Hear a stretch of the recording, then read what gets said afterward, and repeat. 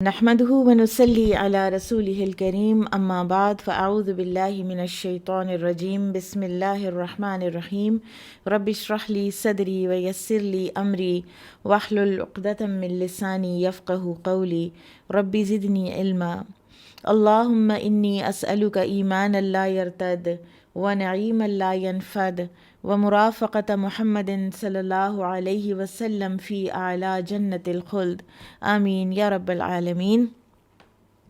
اللہ تعالیٰ کا لاکھ لاکھ شکر کہ جس نے ہمیں مسلمان گھرانوں میں پیدا کیا اور ہم اپنی ہوش سنبھالتے ہی اپنے گھروں میں رمضان کی رونقیں دیکھتے ہیں، اور ہر سال اللہ سبحانہ و تعالیٰ جن لوگوں کو زندہ رکھتا ہے ان کی زندگی میں یہ خوبصورت موقع لے کر آتے ہیں کہ تاکہ ہم اپنی آخرت کے لیے مزید کچھ توشہ اکٹھا کر لیں۔ اور بیسکلی یہ سب ایک یاد دہانی ہے اپنے آپ کو بھی اور اپنے ارد گرد کے لوگوں کو کہ رمضان کا مہینہ کتنی اہمیت کا حامل ہے، اللہ تعالیٰ نے اس کو کتنا اہم قرار دیا ہے، اللہ کے رسول صلی اللہ علیہ وسلم نے اس کی کیا اہمیت بتائی ہے، اس کے کیا فوائد، اس کی کیا برکات بتائی ہیں، تاکہ ہم اس کو ضائع نہ کر بیٹھیں، یا اگر ضائع نہیں کرتے تو ہم کہیں ایسا نہ ہو کہ ہم اس سے کم اجر سمیٹنے والوں میں سے ہوں، ہم اس کا میکسیمم اجر سمیٹ سکیں۔ اس لیے ہم آج یہاں پر اس یاد دہانی کے لیے اکٹھے ہوئے ہیں انشاءاللہ۔ تو رمضان کا مہینہ اللہ سبحانہ و تعالیٰ نے برکتوں اور رحمتوں کا مہینہ بنایا ہے۔ اسلام کا ہر مہینہ لونر کیلنڈر سے شروع ہوتا ہے، اور باقی مہینوں کا بھی ظاہر ہے اتنا تو ہوتا ہے کہ ضرور ہی پتہ چلے کہ کب شروع ہوئے کب ختم ہوئے، لیکن جن مہینوں میں ہماری عبادات ہوتی ہیں ان کا پھر بہت زیادہ ایک اہتمام اور تردد کیا جاتا ہے، اور پوری امت اس طرف دیکھ رہی ہوتی ہے۔ تو رسول اللہ صلی اللہ علیہ وسلم نے فرمایا کہ جب تم چاند دیکھ لو تو روزہ رکھو، اور جب چاند دیکھو تو افطار کرو یعنی عید کرو، اور اگر بادل ہوں تو تم 30 دن کے روزے پورے کر لیا کرو۔ تو مینلی ہمارا جو طریقہ ہے نا وہ چاند دیکھنے کا ہی ہونا چاہیے، اس کے علاوہ سائنس اگر معاون ثابت ہوتی ہے تو اس میں کوئی حرج نہیں، بہت اچھی بات ہے۔ اور کوئی بھی نیا چاند جب ہم دیکھتے ہیں کسی بھی مہینے کا تو ہمارے پیارے نبی صلی اللہ علیہ وسلم نے ہمیں دعا سکھائی ہے، اللہم اہللہ علینا بالیمن والایمان والسلامت والاسلام ربی وربک اللہ۔ یا اللہ ہم پر یہ چاند امن، ایمان، سلامتی اور اسلام کے ساتھ طلوع فرما۔ اے چاند میرا اور تیرا رب اللہ ہے، یعنی اللہ سے ایمان، امن اور سلامتی بھی مانگ لی، اور توحید خالص کا بھی اقرار کر لیا، اعلان کر دیا کہ میرا اور تیرا دونوں کا رب اللہ ہے، کیونکہ بہت سی ایسی اقوام گزری ہیں کہ جنہوں نے سورج، چاند، ستاروں کو بھی اپنا رب مانا ہے۔ پھر رمضان رحمت اور برکت کا مہینہ ہے۔ جب رمضان آتا ہے تو رحمت کے دروازے کھول دیے جاتے ہیں۔ اسی طرح سے رسول اللہ صلی اللہ علیہ وسلم نے یہ بھی فرمایا کہ تمہارے پاس رمضان آیا ہے، یہ برکتوں والا مہینہ ہے، اللہ تعالیٰ نے اس کے روزے تم پر فرض کیے ہیں، اس میں جنت کے دروازے کھول دیے جاتے ہیں اور جہنم کے دروازے بند کر دیے جاتے ہیں اور شیاطین جکڑ دیے جاتے ہیں۔ اس میں ایک رات ہے جو 1000 مہینوں سے بہتر ہے، جو اس کی بھلائی سے محروم رہا تو وہ تو پھر محروم ہی رہا۔ لہٰذا یہ بڑی برکتوں والا مہینہ ہے، اس میں انسان کی پروڈکٹیوٹی زیادہ ہو جاتی ہے، انسان اتنی عبادت کر لیتا ہے بڑی آسانی سے جتنی وہ عام دنوں میں نہیں کر سک رہا ہوتا۔ وہ ایک چاند نظر آنے کی دیر ہوتی ہے کہ ہمارا جو ایک اسپریچول لیول ہے وہ بڑھ جاتا ہے، اور اس کی وجہ جو ہے وہ اس حدیث سے ہمیں یہ پتہ چلتی ہے کہ شیاطین جکڑ دیے جاتے ہیں، نیگیٹو فورسز ساری جو ہیں وہ اللہ تعالیٰ ان کو ویک کر دیتا ہے، کمزور کر دیتا ہے، کیونکہ شیاطین ان کو بھڑکانے کے لیے جو موجود ہوتے ہیں تھرو آؤٹ باقی سارے 11 مہینے، ان کو اللہ تعالیٰ اپنی رحمت سے انہیں جکڑ دیتے ہیں، ان کو ختم کر دیتے ہیں ہمارے اوپر اٹیک کرنے سے۔ تو اس لیے پھر یہ مہینہ اس کی برکتیں اور اس کی پروڈکٹیوٹی میں اضافہ ہو جاتا ہے۔ اب اس مہینے میں کیونکہ یہ رحمت اور برکتیں پانے کا مہینہ ہے تو ہمیں کیا کرنا چاہیے؟ ہمیں ہر وہ کام کرنے چاہیے کہ جو اللہ کی رحمت پانے والے کام ہیں۔ عبادات سے اللہ کی رحمت آتی ہے، صدقات سے اللہ کی رحمت آتی ہے، پھر اسی طرح سے لوگوں کی مدد کرنا، مسکرانا، صدقہ و خیرات کے کاموں میں سبقت لے جانا، یہ سب کام اللہ تعالیٰ کی رحمت لے آنے والے کام ہیں۔ اور پھر ایک دعا ہے جو کہ بہت ہی خوبصورت ہے، اور بعض تو علماء کا یہ کہنا ہے کہ اگر کسی انسان کے اوپر پے در پے کوئی نیگیٹو حالات آ رہے ہوں، کوئی مصائب، کوئی مشکلات آ رہی ہوں، تو اس کو چاہیے کہ وہ یہ دعا پڑھا کرے، یا حی یا قیوم برحمتک استغیث۔ آپ اتنی بھی پڑھ سکتے ہیں، یا حی یا قیوم برحمتک استغیث اصلح لی شأنی کلہ ولا تکلنی الی نفسی طرفۃ عین۔ تو اس رمضان میں، بلکہ رمضان کے شروع ہونے سے پہلے ہی اس دعا کو یاد کر لیتے ہیں۔ اے زندہ اور قائم رہنے والے، تیری رحمت کے سبب سے میں فریاد کرتا ہوں کہ میرے سب کاموں کی اصلاح فرما دے، اور پلک جھپکنے تک کے لیے بھی مجھے میرے نفس کے حوالے نہ کر۔ کیونکہ انسان جب اپنے نفس کے حوالے ہوتا ہے نا، تو پھر انسان وہ کام کرتا ہے کہ جن سے اللہ تعالیٰ کی رحمت نہیں بلکہ اللہ تعالیٰ کی ناراضگی آتی ہے۔ نفس، آپ کو پتہ ہے نا، نفس امارہ جو ہے وہ بار بار برائی کی طرف لے کر جاتا ہے۔ آپ دیکھیں کہ انسان کی ایک طبعی ضرورت ہے کہ وہ کھائے، لیکن نفس کیا کہتا ہے؟ زیادہ کھاؤ، اوور ایٹنگ کر لو۔ پھر اسی طرح سے انسان کی ایک طبعی ضرورت ہے کہ انسان سوئے، لیکن نفس کیا کہتا ہے؟ نفس کہتا ہے زیادہ سو، اوور سلیپ کرو، فجر کے وقت بھی سوئے رہو، اور رمضان میں بھی، تہجد میں بھی تم اس کو، نیند کو پریورٹی دے لو۔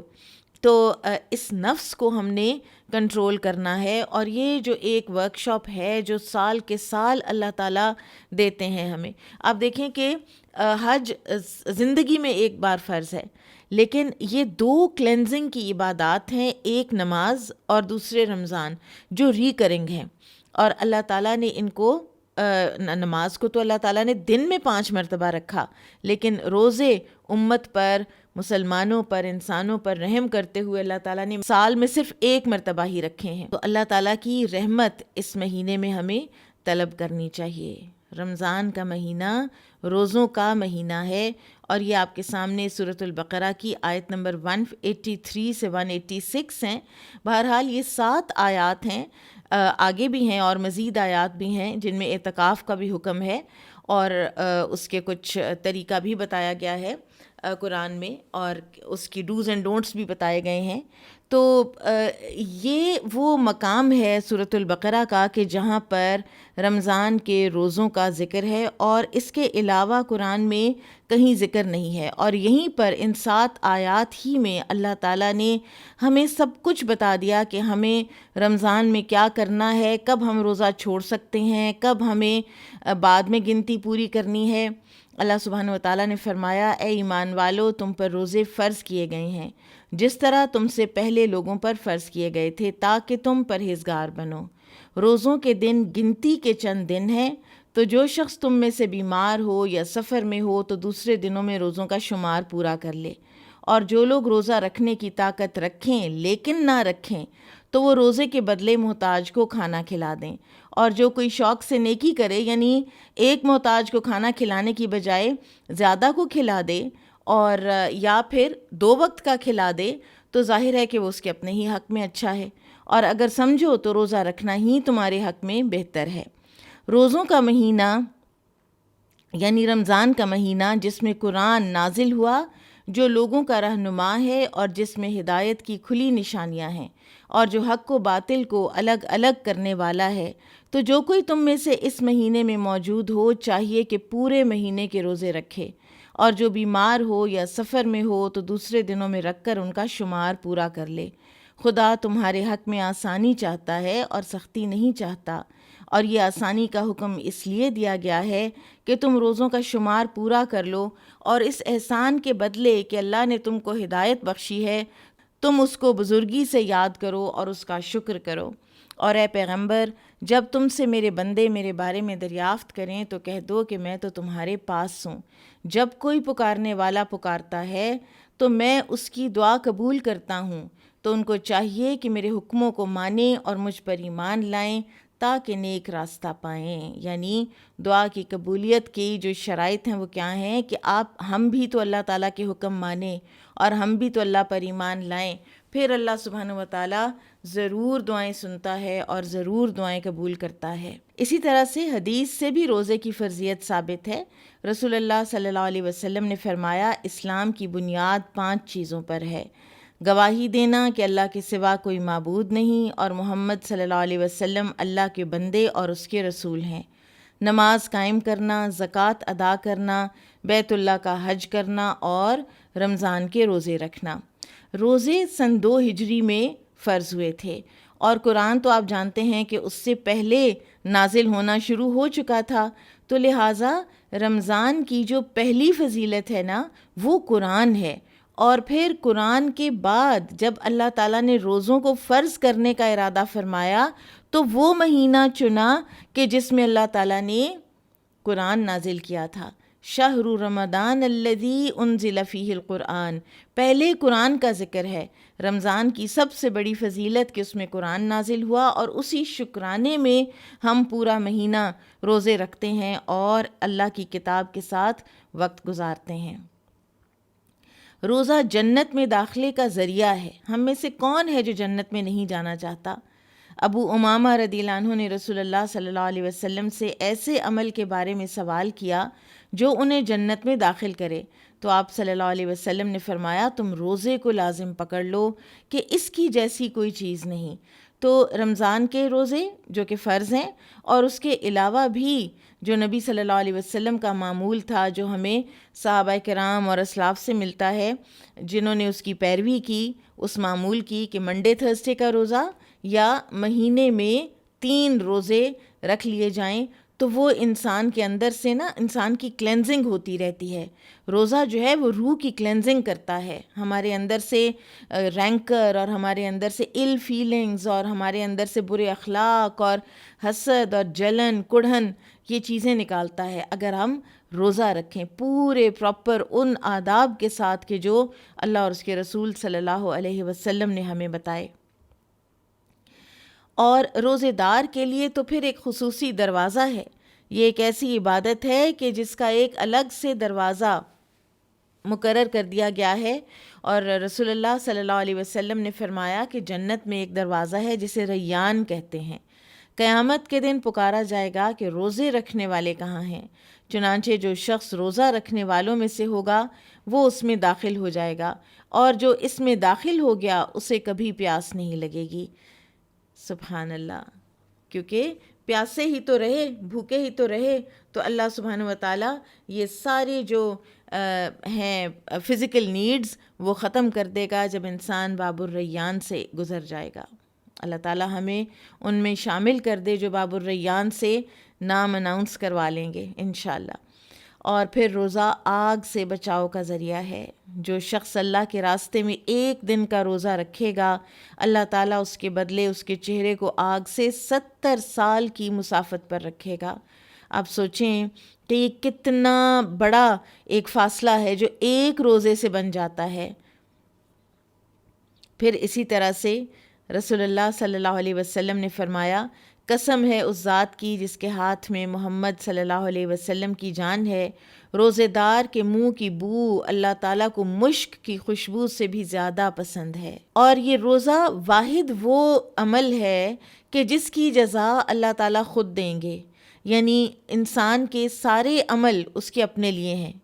اللہ سبحانہ و تعالیٰ فرماتے ہیں کہ ابن آدم کے تمام اعمال اس کے لیے ہیں سوائے روزے کے، اور بے شک روزہ میرے لیے ہے اور میں خود اس کا بدلہ دوں گا۔ اب دیکھیں کہ جب تک آپ کسی کو بتائیں نہیں کہ آپ کا روزہ ہے تو کسی کو پتہ نہیں چلتا، ورنہ آپ حج پہ گئے ہیں ایک دنیا کو پتہ چل جاتا ہے، آپ نماز پڑھتے ہیں پتہ چلتا ہے، آپ زکوٰۃ دیتے ہیں، کسی کو بھی نہ بتائیں تو اس کو تو پتہ چلا ہے نا جس کو آپ نے دیے۔ تو لیکن روزہ یہ ایک ایسا عمل ہے کہ آپ جب تک کسی سے بات نہیں کریں گے کہ میرا روزہ ہے، یا آج میں نے سحری میں یہ کھایا، یا آج میں نے افطار میں یہ کھانے کا ارادہ کیا ہے، تو آپ تو آپ کی اس عبادت کا کسی کو بھی پتہ نہیں چلے گا۔ تو یہ اتنی مخفی عبادت ہے، اتنی چھپی ہوئی عبادت ہے، اور آپ کو پتہ ہے نا اللہ تعالیٰ کو چھپی ہوئی عبادت کتنی پسند ہے۔ سعد بن ابی وقاص رضی اللہ عنہ نے فرمایا تھا اپنے بیٹے سے کہ میں نے نبی صلی اللہ علیہ وسلم کو فرماتے سنا کہ اللہ تعالیٰ پسند کرتا ہے اس بندے کو کہ جو متقی ہے، غنی ہے اور چھپا ہوا ہے۔ تو یہ ایک چھپی ہوئی عبادت ہر سال اللہ تعالیٰ ہم سے کرواتے ہیں۔ اور ٹھیک ہے، رمضان کے روزوں میں پتہ چل جاتا ہے کہ ساری امت نے روزے رکھے ہیں، لیکن اس کے باوجود بھی جن کیفیات میں سے آپ گزر رہے ہوتے ہیں بھوک اور پیاس کی، وہ اللہ تعالیٰ کے سوا کوئی نہیں جانتا۔ تو اللہ تعالیٰ نے اس کو ایک آنر دیا ہے، اس عبادت کو ایک آنر دے کر فرمایا کہ اس کی جزا تو میں خود ہی دوں گا۔ حالانکہ ہر عبادت کی جزا اللہ تعالیٰ نے خود ہی دینی ہے، خاص طور پر روزے کے بارے میں فرما کے روزے کو مزید اللہ تعالیٰ نے آنر دیا ہے۔ پھر روزہ ڈھال ہے، روزہ آگ سے ڈھال ہے، جس طرح لڑائی میں تم میں کسی کی ڈھال ہوتی ہے۔ اب روزہ ہے کیا؟ عربی لغت میں تو صیام یا صوم رک جانے کو کہتے ہیں، اور اسلامی شریعت میں روزہ عبادت کے ارادے سے کھانے پینے، مجامعت اور دیگر روزہ توڑ دینے والی چیزوں سے صبح صادق کے طلوع سے سورج کے غروب تک اجتناب کرنا ہے۔ اسلاف میں سے ابن الجوزی رحمہ اللہ فرماتے ہیں کہ روزے کے 3 درجے ہو سکتے ہیں۔ ایک تو عام روزہ ہے۔ عام روزہ وہ ہے کہ جو عموماً ایک میجورٹی ہم سب رکھتے ہیں، اور وہ یہ کہ خود کو کھانے پینے سے اور شہوت سے روکے رکھنا، یعنی فزیکل ریچول پورا کر دینا روزے کا، ٹھیک ہے؟ تو یہ ایک عام روزہ ہے۔ لیکن یہ ہمیں یاد رکھنا چاہیے کہ فزیکل ریچولز جو ہیں یہ ہمیں جب تک ہماری روح کی اسپریچول کلینزنگ نہیں کرتے اس وقت تک یہ بے معنی رہتے ہیں، ان کا اثر پہنچنا چاہیے۔ آپ دیکھیں کہ ایک وہ ہوتا ہے نا، وہ ایک کہ قرآن پڑھتے ہیں لیکن قرآن حلق سے نیچے نہیں اترتا، تو اسی طرح سے روزہ جو ہے اگر وہ سکن ڈیپ ہی رہ جائے اور اس کا ہماری روح تک اثر نہ پہنچے، اور روح تک اثر پہنچنے کا کیا وہ ہے کہ ہمیں کیسے پتہ چلے گا کہ روح تک اثر پہنچا ہے؟ اللہ تعالیٰ نے خود فرمایا کتب علیکم الصیام کما کتب علی الذین من قبلکم لعلکم تتقون۔ تقوی پیدا ہوگا، اللہ کا احساس، اللہ کا ڈر، تو پھر یہ چیزیں جو ہیں یہ پھر پتہ چلے گا کہ روزہ عام ہے یا خاص ہے۔ پھر وہ کہتے ہیں کہ ایک خاص روزہ ہوتا ہے، اور خاص روزہ یہ ہے کہ روزے دار اپنی زبان کو، اپنی نظروں کو، ہاتھ پاؤں، اپنے تمام اعضاء کو گناہوں سے بچائے، کانوں کو بچائے، اپنے تمام اعضاء کو بچائے۔ اور پھر خاص الخاص روزہ ہے کہ انسان اپنے دل کو بھی بچائے، اپنی سوچوں کو بھی گارڈ کرے، اور اللہ کی یاد کے سوا ہر چیز سے رمضان میں رک جائے۔ سبحان اللہ۔ اور یہی اصل روزہ ہے۔ ہمارے پاس کرنے کے کام کیا ہیں؟ جتنا ہم نے ابھی تک پڑھا اس کے مطابق کرنے کے کام کیا ہیں؟ سب سے پہلی بات تو یہ ہے کہ وہ کام کریں جن سے اللہ کی رحمت آتی ہے، اور کوئی ایسا کام نہ کریں کہ جس سے روزہ باطل ہوتا ہو۔ اپنی زبان کو، اپنی آنکھوں کو، اپنے کانوں کو بالکل کسی ایسی چیز میں استعمال نہ کریں کہ جس سے روزے کی برکات میں کمی آتی ہوں یا روزے کی برکات زیادہ آتی ہوں۔ اور اس میں ایک بہت ہی فائدہ مند ٹپ یہ ہے کہ گھر میں عبادت کے لیے ایک جگہ مقرر کر لیں جہاں ضرورت کی تمام چیزیں موجود ہوں، جیسے آپ کی جائے نماز ہو، وہاں پر آپ کا قرآن ہو، آپ کی ذکر و اذکار کی کتابیں ہوں، آپ کے وقت کی بچت ہوگی۔ آپ اس میں جا کے بیٹھ جائیں اور وہاں پہ اپنے آپ کو تھوڑا سا ریلیکس کریں اور اپنا ٹائم وہاں پر زیادہ سے زیادہ سپینڈ کریں۔ پھر رمضان سحری اور افطاری کا مہینہ ہے، لیکن اوور ایٹنگ کا مہینہ نہیں ہے۔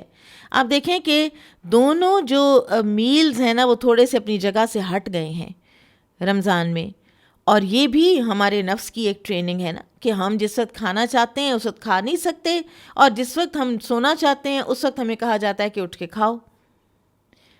رسول اللہ صلی اللہ علیہ وسلم نے فرمایا کہ سحری کھاؤ کیونکہ سحری میں برکت ہے۔ اسی طرح سے آپ صلی اللہ علیہ وسلم کے ایک صحابی ارباز بن ساریہ کہتے ہیں کہ مجھے رسول اللہ صلی اللہ علیہ وسلم نے رمضان میں سحری کے لیے بلایا اور فرمایا کہ آؤ مبارک کھانا کھا لو، سحری بابرکت ہے۔ آپ دیکھیے اس کی برکتیں، آپ کتنا کھا لیتے ہیں، اس وقت تو کچھ کھایا جا ہی نہیں رہا ہوتا انسان سے، اور اس کے باوجود وہ سفائس کرتا ہے آپ کو سارے دن کے لیے۔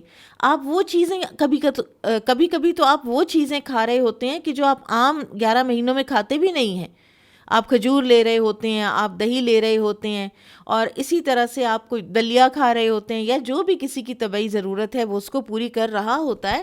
لیکن بہرحال یہ کھانا جو ہے یہ عام ہمارے میل سے ہٹا ہوا ہوتا ہے، کیفیت میں بھی اور ٹائمنگز میں بھی، تو لیکن اس کے اندر اتنی برکت ہوتی ہے اور یہ اتنا زیادہ ہمیں نرش کر دیتا ہے کہ ہم سارا دن اس کے اوپر گزار لیتے ہیں۔ اور ایک اور وجہ بھی ہو سکتی ہے نا، یہ سارا دن ہم اس طرح سے اتنے گزار لیتے ہیں، اتنا کچھ کر لیتے ہیں، اتنا قرآن پڑھ لیتے ہیں، قرآن سن لیتے ہیں، دورہ قرآن کروا لیتے ہیں، دورہ قرآن سن لیتے ہیں، تراویح پڑھ لیتے ہیں، اس لیے کہ اللہ کے رسول صلی اللہ علیہ وسلم نے فرمایا یقیناً اللہ اور اس کے فرشتے سحری کھانے والوں پر درود بھیجتے ہیں۔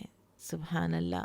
اور جب فرشتے درود بھیج رہے ہوں جن انسانوں پر، تو وہ کیوں تھکیں گے اور وہ کیوں نہیں فیل کریں گے نرشڈ اور فریش۔ سبحان اللہ۔ پھر افطار کا وقت کتنا خوشی کا وقت ہوتا ہے۔ رسول اللہ صلی اللہ علیہ وسلم نے فرمایا روزے دار کو 2 خوشیاں حاصل ہوتی ہیں، ایک اس وقت جب وہ افطار کرتا ہے تو خوشی محسوس کرتا ہے، اور دوسرے جب وہ اپنے رب سے ملاقات کرے گا تو روزے کا ثواب دیکھ کر خوش ہوگا۔ یعنی ایک تو ظاہر ہے کہ خوشی ہوتی ہے، انسان کی رگیں تر ہوتی ہیں، بھوک دور کرتا ہے انسان، اور دوسرے جب وہ اپنے رب کے پاس اپنے روزے کے اجر کو پائے گا تو وہ اتنا خوش ہوگا کہ شکر ہے کہ میں نے دنیا میں روزے رکھ لیے تھے۔ پھر افطار جلد کرنا مسنون ہے۔ نبی صلی اللہ علیہ وسلم نے فرمایا کہ جب تک افطار لوگ جلدی کرتے رہیں گے تو اس وقت تک بھلائی پر رہیں گے۔ اسی طرح سے آپ صلی اللہ علیہ وسلم افطار کس چیز کے ساتھ کرتے تھے؟ آپ صلی اللہ علیہ وسلم نماز سے پہلے تازہ کھجوروں سے روزہ افطار فرماتے، اور اب تو اتنی بہتات ہے، اب تو آپ کو اتنے آرام سے سعودی عرب کی کھجوریں بھی یہیں پر مل جاتی ہیں۔ اللہ تعالیٰ نے ہمارے لیے دنیا بہت کھول دی ہے، ہمارے لیے فزیکل دنیا بہت کھل چکی ہے، اور ہم یہ فزیکل والی جو ریچول والی سنتیں ہیں ان کو تو ہم بڑے آرام سے پورا کر سکتے ہیں، لیکن ایک میری گزارش ہے کہ جتنی بھی ریچول والی سنتیں آپ نے پوری کرنی ہیں ان کی نیت یہ رکھیے کہ یا اللہ یہ اتباع سنت میرے اندر تیری محبت میں اضافہ کرے، یہ اتباع سنت میرے حلق سے اوپر ہی نہ رہ جائے۔ پھر اسی طرح سے یہ کہ اگر تازہ کھجوریں نہ ہوتیں تو آپ صلی اللہ علیہ وسلم ڈرائی خشک کھجور تناول فرماتے، اور اگر یہ بھی نہ ہوتا تو پانی کے چند گھونٹ پی لیا کرتے تھے، یعنی نماز سے پہلے روزہ کھولنے کے لیے۔ تو اس سے ایک اور چیز پتہ چلتی ہے کہ افطار کے وقت اگر آپ کی پسند کی کوئی چیز آپ کو نہیں بھی مل رہی ہے تو پھر بھی اپنا روزہ ضائع نہ کریں، لڑ کے جھگڑ کے اریٹیبل ہو کے انوائے ہو کے یا کوئی ایسی باتیں کر کے اس روزے کی جو اسپرٹ ہے اس کو ضائع نہ کریں۔ پھر افطار ایک تو خود کرنا ہے نا، ایک افطار کروانا بھی ہوتا ہے اور اس کا بھی اجر ہوتا ہے، اور اس کا کتنا اجر ہے؟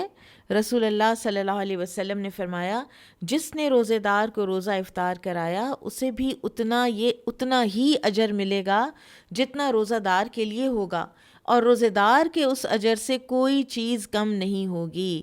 اور آپ دیکھیے کہ اس میں وہ ضروری نہیں کہ آپ 100 بندے کو بلا کے 50 بندے کو بلا کے آپ لیوش پارٹیز کریں جس کی وجہ سے بعض اوقات آپ کی تراویح رہ جائے، یا بعض خواتین تو یہ بھی کر لیتی ہیں، وہ کہتی ہیں کہ آج میں نے روزہ نہیں رکھا کیونکہ آج رات میں نے افطار پارٹی کرنی ہے، تو میں نے تو اتنا کچھ بنانا تھا تو پھر میں نے تھک جانا تھا، تو اس لیے پھر آج میں نے روزہ نہیں رکھا، تو یہ تو پھر ساری کی ساری مقصد ہی فوت ہو گیا۔ تو اس چیز کو سمجھیے کہ افطار کس کو کروانا، آپ اپنے عزیز و اقارب کو بھی کروا سکتے ہیں، لیکن چیزوں کو سمپل رکھنا بہت ضروری ہے۔ آپ یہ بھی کر سکتے ہیں کہ آپ اپنے ارد گرد دیکھیں، اپنے محلے میں دیکھیں، گلی میں دیکھیں، کوئی ایسا انسان کہ جو روزے رکھتا ہے، کوئی خالی گھر اور اس کا چوکیدار کوئی روزے رکھتا ہے، تو اس کو آپ کہیں کہ سحری اور افطاری میرے گھر سے کر لینا، اور اس کو وہی کھلائیں پلائیں سارا مہینہ کہ جو آپ خود بھی کھاتے پیتے ہیں، تو آپ کو اس کے روزے کا بھی اجر ملے گا۔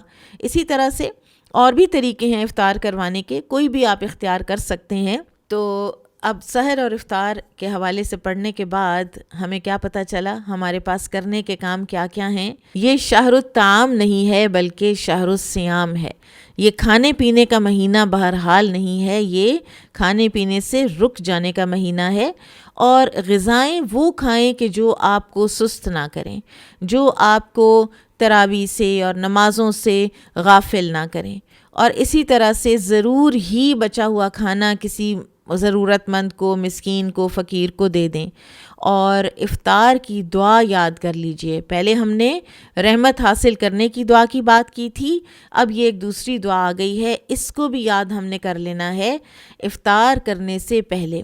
ذهب الظمأ وابتلت العروق وثبت الاجر انشاء اللہ، پیاس ختم ہو گئی، رگیں تر ہو گئیں، اور روزے کا ثواب انشاءاللہ پکا ہو گیا۔ اور اگر آپ کا کوئی روزہ افطار کروا دیتا ہے، اور اس کا ایک طریقہ اور بھی ہو سکتا ہے کہ آپ نے جو کچھ بنایا ہے اس میں سے کچھ تھوڑا سا ایک بنا کر باکس یا ایک ٹرے بنا کر آپ اپنے ہمسایوں میں بھی بھیج سکتے ہیں۔ اس سے حقوق ہمسائیگی والا حق بھی ادا ہوگا، وہ ثواب بھی ملے گا، اور روزہ افطار کرانے کا ثواب بھی ملے گا۔ اور اگر کوئی آپ کے گھر افطاری بھیجتا ہے یا آپ کو مدعو کرتا ہے تو پھر آپ اس کے لیے دعا کریں گے، افطر عندکم الصائمون واکل طعامکم الابرار وصلت علیکم الملائکہ، تمہارے یہاں روزہ دار روزہ افطار کریں، تمہارا کھانا نیک لوگ کھائیں، اور فرشتے تمہارے لیے دعائے مغفرت کریں۔ پھر رمضان کا مہینہ بخشش کا مہینہ ہے، جتنی بخششیں اللہ تعالیٰ سے مانگ سکتے ہیں مانگ لیں، جتنی استغفار کر سکتے ہیں کر لیں۔ نبی صلی اللہ علیہ وسلم نے فرمایا، ایک رمضان دوسرے رمضان تک اپنے درمیان ہونے والے گناہوں کو مٹا دیتا ہے، جب کہ کبیرہ گناہوں سے اجتناب کیا جائے۔ پھر اسی طرح سے یہ جو 3 اپرچونٹیز ہیں کہ جن کے بارے میں حدیث میں آتا ہے کہ آپ صلی اللہ علیہ وسلم منبر پر چڑھے اور فرمایا آمین آمین آمین۔ آپ صلی اللہ علیہ وسلم نے فرمایا، میرے پاس جبرائیل علیہ السلام آئے اور کہا، اے محمد صلی اللہ علیہ وسلم، اللہ اسے اپنی رحمت ربانی سے دور کر دے جس نے رمضان پایا پھر وہ مر گیا اور اس کی بخشش نہ ہوئی، حتیٰ کہ وہ جہنم میں داخل کر دیا گیا۔ تو آپ کہیے آمین۔ میں نے کہا آمین۔ سبحان اللہ۔ اگر کوئی استطاعت رکھتا ہے اور روزے نہیں رکھتا تو اللہ تعالیٰ کو کتنا برا لگتا ہے، اور حالانکہ فائدہ ہمارا اپنا ہی ہے۔ اور مجھے تو ایسے لگتا ہے کہ رمضان میں جتنا ہم کھانے اور پینے کو انجوائے کرتے ہیں اتنا عام دنوں میں تو کرتے ہی نہیں، کیونکہ آپ ایک تھوڑی دیر کے رکنے کے بعد اور ایک پابندی کے بعد جب ایک چیز کو استعمال کرتے ہیں تو ظاہر ہے کہ آپ کی طبیعت کے اوپر اس کے زیادہ فرحت بخش اثرات ہوتے ہیں۔ اور دوسری 2 اپرچونٹیز جو ہیں جو انسان لوز کر جاتا ہے تو پھر وہ جہنم میں جائے گا، وہ ہیں نبی صلی اللہ علیہ وسلم کا ذکر کیا جائے اور درود نہ پڑھا جائے، اور نمبر 2 کسی کو اپنے والدین ملیں بڑھاپے میں، ایک یا دونوں، اور وہ ان کی خدمت کر کے جنت نہ کما لے۔ اور سب سے زیادہ موزوں وقت جو ہے نا استغفار کا، وہ سحری کا وقت ہے، کیونکہ اس وقت اللہ تعالیٰ، اور یہ ہر رات ہے، یہ صرف رمضان کی رات نہیں ہے، ہر رات، آدھی رات یا 1/3 رات جب گزر جاتی ہے اور آخری حصہ جو ہے رات کا وہ رہ جاتا ہے، تو اللہ سبحانہ وتعالیٰ آسمان دنیا پر نزول فرماتے ہیں اور ارشاد فرماتے ہیں کہ کون ہے جو مجھ سے دعا مانگے میں اس کی دعا قبول کروں، کوئی ہے جو مجھ سے سوال کرے میں اسے عطا کروں، کوئی ہے جو مجھ سے استغفار طلب کرے اور میں اسے بخش دوں، یہاں تک کہ طلوع فجر ہو جاتی ہے۔ تو استغفار کی کم از کم ایک تسبیح روزانہ ہم نے ضرور کرنی ہے، اور یہ ہمارا عام دنوں کا معمول بھی ہونا چاہیے۔ یہ بھی یاد رکھیے کہ آپ جو ایک رمضان میں اب کرنے جا رہے ہیں، یہ انشاءاللہ عادت بنانی ہے باقی سارے سال کے 11 مہینوں کے لیے۔ تو استغفار سب سے چھوٹا جو ہے استغفر اللہ، اور یا پھر استغفر اللہ و اتوب الیہ، اور اسی طرح سے استغفر اللہ الذی لا الہ الا هو الحی القیوم و اتوب الیہ، اس کو یاد کر لیں۔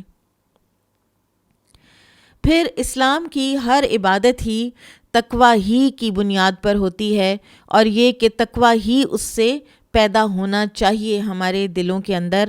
اسی طرح سے رمضان کا مہینہ بھی تقوی کا مہینہ ہے۔ اے ایمان والو، تم پر روزے فرض کیے گئے جیسے کہ تم پر پہلے لوگوں پر فرض کیے گئے تھے، تاکہ تم تقوی اختیار کرو، تاکہ تم پرہیزگار بنو۔ اور پرہیز کس چیز سے؟ کسی کو ڈائبٹیز ہو جاتی ہے تو وہ چینی سے پرہیز کرتا ہے، کس کو ہائی بلڈ پریشر ہو جاتا ہے تو وہ نمک سے پرہیز کرتا ہے۔ تو جس کو اپنے رب کے لیے اپنی روح کو بیماریوں سے پاک صاف کرنا ہے تو وہ گناہوں سے پرہیز کرتا ہے، اور یہ تقوی ہے، اور اس تقوی کے حصول میں مددگار ثابت ہوتا ہے روزہ۔ رسول اللہ صلی اللہ علیہ وسلم نے فرمایا، بعض روزہ داروں کو روزے سے بھوک کے سوا کچھ حاصل نہیں ہوتا، اور بعض قیام کرنے والوں کو قیام سے بیداری کے سوا کچھ نہیں ملتا۔ وجہ اس لیے کہ وہ اس سارے ریچولز کو ہی عبادت سمجھ بیٹھتے ہیں، اور اسی کو حاصل سمجھ بیٹھتے ہیں روزے کا، حالانکہ ان عبادات کے ذریعے سے ہم نے اپنے دل کو صاف کرنا تھا۔ نبی صلی اللہ علیہ وسلم نے فرمایا، جس نے جھوٹ، بیہودہ اعمال اور بیہودہ باتوں کو نہ چھوڑا تو اللہ تعالیٰ کو کوئی ضرورت نہیں کہ وہ شخص اپنا کھانا پینا چھوڑ دے۔ سوچئے دونوں چیزیں کتنی انٹرٹوائنڈ ہیں، کتنی اللہ تعالیٰ نے ایک دوسرے کے ساتھ ان کو نتھی کر رکھا ہے۔ اب دیکھیں کہ ایک حدیث جو ہمیں حسن کے لیول کی ملتی ہے نصف شعبان کے حوالے سے، وہ کیا حدیث ہے کہ اللہ تعالیٰ اس رات کو، نصف شعبان کی جو رات ہے، اس رات کو اللہ تعالیٰ ہر کسی کو بخش دیتے ہیں سوائے مشرک کے اور مشحن کے، یعنی وہ شخص کے جو شرک کرتا ہے، اور وہ کہ جس کے دل میں لوگوں کے لیے کڑن، جلن، حسد، رینکر، کینہ، بغض ہے۔ تو آپ دیکھیں کہ ہم نے پچھلے رمضان میں روزے رکھے، پھر اس کے بعد سال کے سارے جتنے 11 مہینے اور گزرے، اب ہمارے اوپر اگلا رمضان آ گیا ہے، اور نصف شعبان کو اللہ تعالیٰ نے دیکھنا ہے کہ یہ پچھلے سال سارا کیا کرتے رہے ہیں، کیا ابھی بھی ان کے اندر اگلا رمضان آنے سے پہلے لوگوں کے لیے دل میں بری فیلنگز ہیں، بدگمانیاں ہیں، رینکر ہے، میل ہے، کھوٹ ہے، بغض ہے۔ تو پھر اللہ تعالیٰ کہتے ہیں کہ نہیں، اس کو نہیں ابھی معاف کرنا، اور پھر اس کو ایک اپرچونٹی بہرحال اگلے رمضان کی ضرور مل جاتی ہے کہ ابھی بھی کوشش کر لو۔ اسلاف میں سے بعض یہ فرمایا کرتے تھے کہ ہم تو کبھی سوچ بھی نہیں سکتے کہ ہم رمضان میں داخل ہوں اور ہمارے دلوں میں کینہ ہو۔ تو یہ جو شعبان کا مہینہ ہمیں ملتا ہے نا، یہ ہمیں ملتا ہے رمضان کی اس تیاری کے لیے، اپنی روحانی تیاری کے لیے۔ کیوں نبی صلی اللہ علیہ وسلم شعبان میں روزے زیادہ کر دیتے تھے؟ کیوں نبی صلی اللہ علیہ وسلم نے شعبان میں قرآن پڑھنے کا ایک ترغیب دی ہے ہمیں؟ تاکہ ہم اپنی روح کو، اپنے دل کو پیوریفائی کر سکیں اس مہینے کے آنے سے پہلے، کہ جس میں عبادت قبول ہی نہیں ہونی اگر دل میں رینکر ہوا تو۔ رینکر کی وجہ سے ہی انسان جھوٹ بولتا ہے، بیہودہ اعمال کرتا ہے، بیہودہ باتیں کرتا ہے، کسی دوسرے کی غیبت کرتا ہے، اس کے بارے میں بدگمانی کرتا ہے، دل میں کینہ بغض ہوتا ہے، تو یہ انسان کے اندر سے، زبان سے یہ ساری چیزیں نکلتی ہیں۔ تو لہٰذا ہمیں چاہیے کہ ہم چیزوں کو ان کے درست پرسپیکٹو میں دیکھا کریں۔ ہمارا طریقہ یہ ہو جاتا ہے، ہم وہ کرنے لگ جاتے ہیں کہ جو اللہ کے رسول صلی اللہ علیہ وسلم نے کبھی کیا ہی نہیں، اور جس چیز کی تعلیم دی ہے اس پر ہماری نظر ہی نہیں ہوتی. تو لہٰذا اللہ تعالیٰ سے تقویٰ مانگنا ہے. یہ دعائیں جو آپ کو بتائی جا رہی ہیں نا، یہ سب ہم نے رمضان آنے سے پہلے یاد کرنی ہے. سجدوں میں ان دعاؤں کو ہم نے اپنے رب سے مانگنا ہے. اللہم انی اسألک الہدی والتقی والعفاف والغنی. اے اللہ، بے شک میں تجھ سے ہدایت، پرہیزگاری، عفت یعنی پاک دامنی اور لوگوں سے بے پرواہی مانگتا ہوں. رمضان کا مہینہ صبر کا مہینہ ہے. نبی صلی اللہ علیہ وسلم نے فرمایا، روزہ ایک ڈھال ہے. جب تم میں سے کسی کا روزہ ہو تو وہ فحش گوئی نہ کرے، نہ ہی شور شرابہ کرے. اگر کوئی اسے گالی دے یا اس سے لڑنے کی کوشش کرے تو کہہ دے کہ میں روزے دار آدمی ہوں، میرے سے بعد میں بات کرنا. یعنی آپ مسئلے کا حل نکال سکتے ہیں، آپ بات کر سکتے ہیں، لیکن آپ کہیں کہ ذرا ٹھہر کے کر لیں گے. تو آپ دیکھیں کہ یہ بھی، اس میں بھی تربیت بھی کتنی ہے نا، کہ آپ کو اپنے آپ کو روکنا ہے. دل تو چاہتا ہے کہ اسی وقت بات کریں، اور پھر روزے کی وجہ سے انسان پھر بات بھی بڑی تلخی سے کر دیتا ہے. تو لہٰذا اس وقت اپنے آپ کو یہ ٹرین کرنا، ایک نیچرل ریئیکشن سے روکنا، اس کی کتنی زبردست تربیت دی جا رہی ہے کہ اگر تم لڑے تو پھر اللہ کو تمہارے بھوکے پیاسے رہنے سے کوئی سروکار نہیں ہے. پھر اسی طرح سے آپ دیکھیں، ابھی کینے کی بات ہوئی تھی نا، تو روزہ جو ہے وہ کینے کو دور کرنے کا ذریعہ بھی ہے. صبر کے مہینے، نبی صلی اللہ علیہ وسلم نے فرمایا، صبر کے مہینے یعنی رمضان کے مہینے اور ہر مہینے کے 3 روزے رکھنا سینے کے کینے کو دور کر دیتا ہے. تو اللہ تعالیٰ ہمیں توفیق عطا فرمائے کہ ہم ایک صاف ستھرے دل کے ساتھ، قلب سلیم کے ساتھ اپنے رب کو جا کر ملیں. ہمارے دل میں کسی کے لیے کوئی کھوٹ، بغض، کینہ نہ ہو. بعض اوقات ہم جو اللہ تعالیٰ نے دوسروں کو دے رکھا ہے، ہم اس نعمت پر اتنے اپسیٹ ہو جاتے ہیں، حالانکہ وہ تو اس کی تقدیر ہے جو اس کو ملی ہے. تو لہٰذا اس کا مطلب ہے کہ ہم تقدیر پر اعتراض کر کے، اپنے دل میں کینہ بھر کے اپنا کتنا نقصان کرتے ہیں. تو اس مہینے میں اپنے غصے کو کنٹرول کرنا ہے اور کسی بھی جلد بازی کے نیچرل ریئیکشن کو کنٹرول کرنا ہے. پھر رمضان کا مہینہ قرآن کا مہینہ. امام مالک رحمہ اللہ کے بارے میں آتا ہے کہ وہ سارا سال نبی صلی اللہ علیہ وسلم کے روضہ مبارک کے پاس، قبر مبارک کے بالکل قریب بیٹھ کر موطا امام مالک پڑھایا کرتے تھے. رمضان میں اس کو فولڈ کر دیا کرتے تھے اور فرماتے تھے کہ اب یہ قرآن کا مہینہ ہے. قرآن کی ریسیٹیشن، قرآن کے اوپر ریفلیکشن، قرآن کے اوپر تدبر، تفکر، اس کے اوپر عمل، اس کی آیات پر عمل کرنا، یہ سب چیزیں جو ہیں یہ رمضان کا خاصہ ہیں، اور کوئی بھی اور چیز اس کو ریپلیس نہیں کر سکتی جو کہ قرآن ہے. ہر رمضان نبی صلی اللہ علیہ وسلم جبرائیل علیہ السلام کے ساتھ ملاقات کرتے، یعنی جبرائیل علیہ السلام تشریف لاتے، آپ سے ملاقات کرتے، اور نبی کریم صلی اللہ علیہ وسلم جتنا قرآن نازل ہو چکا ہوتا وہ جبرائیل علیہ السلام کو سناتے. اور وفات سے جو پہلا رمضان تھا نا، اس میں آپ صلی اللہ علیہ وسلم نے 2 بار قرآن سنایا، اور اس کو آپ نے ایک انڈیکیشن کے طور پر بھی لیا تھا اپنی وفات کے. پھر اسی طرح سے قیام اللیل میں تلاوت کرنا. نبی صلی اللہ علیہ وسلم نے فرمایا، روزہ اور قرآن قیامت کے دن بندے کے لیے سفارش کریں گے. روزہ کہے گا کہ اے میرے رب، میں نے اس بندے کو کھانے پینے اور اپنی خواہش پوری کرنے سے روکے رکھا، لہٰذا اس کے بارے میں میری سفارش قبول فرما.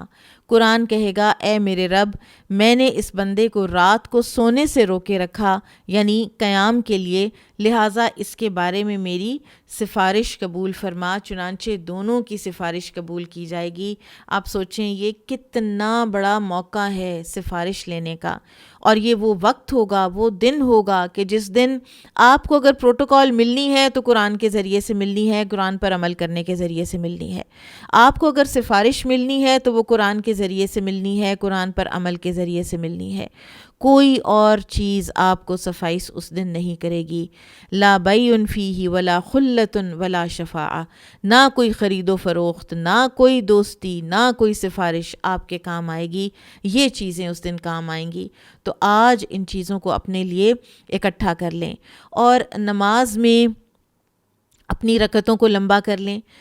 فرضوں کے علاوہ باقی جو رکعتیں ہیں ان میں آپ قرآن ہاتھ میں پکڑ کے آپ نماز پڑھ سکتے ہیں، اور فرض کریں کہ آپ اپنی تلاوت جو ہے وہ بڑھا دیتے ہیں، اسی طرح سے آپ تراویح میں اپنی قرآن کو مکمل کرنے کی کوشش کر سکتے ہیں۔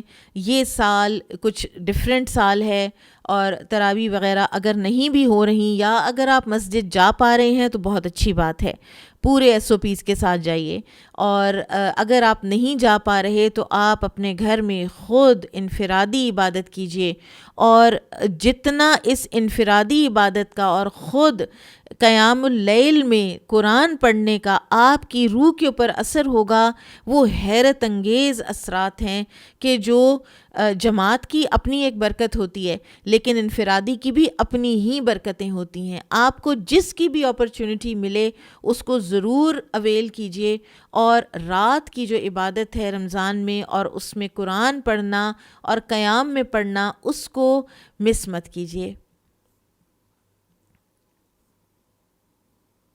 پھر اسی طرح سے کچھ وقت قرآن پر تدبر اور غور و فکر پر بھی گزارنا ہے، صرف تلاوت نہیں کرنی کہ میں نے ہمارے اسلاف تھے نا، وہ بہت قرآن ختم کرتے تھے۔ امام شافعی کے بارے میں آتا ہے وہ 60 قرآن ختم کرتے تھے ایک رمضان میں، اور ان کے وقت اور ان کی برکتیں تو کچھ اور ہی تھیں۔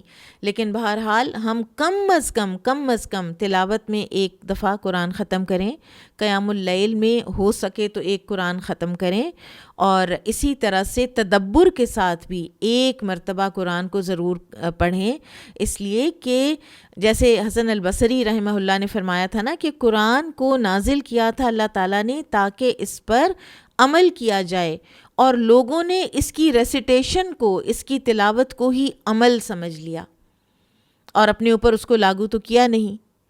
اور قرآن کی تعلیم کے جو فوائد ہیں وہ اس حدیث سے واضح نظر آتے ہیں کہ جو لوگ اللہ کے گھروں میں کسی گھر میں اکٹھے ہوں، وہ اللہ کی کتاب پڑھیں اور اس کو پڑھائیں تو ان پر اطمینان نازل ہوتا ہے، رحمت انہیں ڈھانپ لیتی ہے، فرشتے ان کے گرد گھیرا ڈال لیتے ہیں، اور اللہ تعالیٰ ان لوگوں کا ذکر ان فرشتوں سے کرتا ہے جو اس کے پاس موجود ہیں۔ مقرب فرشتوں میں آپ کا ذکر ہوگا اگر آپ قرآن کی تعلیم میں حصہ لیں گے، چاہے آپ پڑھائیں چاہے آپ پڑھیں۔ سو تلاوت کیجئے، تراویح پڑھیے، تراویح سنت ہے، اور اسی طرح سے اگر کچھ حفظ ہے تو حفظ کی دہرائی کیجئے، اور غور و فکر کر کے اور تدبر کے ساتھ سمجھ کے پڑھنے کے لیے کسی نہ کسی مجلس میں ضرور شرکت کریں۔ پھر رمضان کا مہینہ دعاؤں کا مہینہ بھی ہے۔ اللہ تعالیٰ نے رمضان کی آیات کے درمیان میں یہ آیت رکھی کہ اے پیغمبر، جب تم سے میرے بندے میرے بارے میں سوال کریں تو ان کو بتانا کہ میں قریب ہوں، اور میں پکارنے والے کی پکار سنتا ہوں جب وہ مجھے پکارتا ہے۔ تو لوگوں کو چاہیے کہ وہ میری بات کو مانیں، میرے حکموں کو مانیں اور مجھ پر ایمان لائیں، تاکہ وہ نیک راستہ پائیں، تاکہ وہ ہدایت پائیں۔ تو رمضان میں خوب دعائیں کیجیے، اور رمضان کا مہینہ ہی دعاؤں کی قبولیت کا مہینہ ہے، اور اس کے علاوہ اللہ تعالیٰ نے یہ بھی فرمایا کہ نبی صلی اللہ علیہ وسلم نے یہ بھی فرمایا کہ 3 آدمیوں کی دعا رد نہیں کی جاتی، باپ، روزہ دار اور مسافر۔ تو خوب مانگا کریں۔ اب دیکھیں کہ کتنے مواقع ہیں کہ جو دعاؤں کی قبولیت کے ہوتے ہیں۔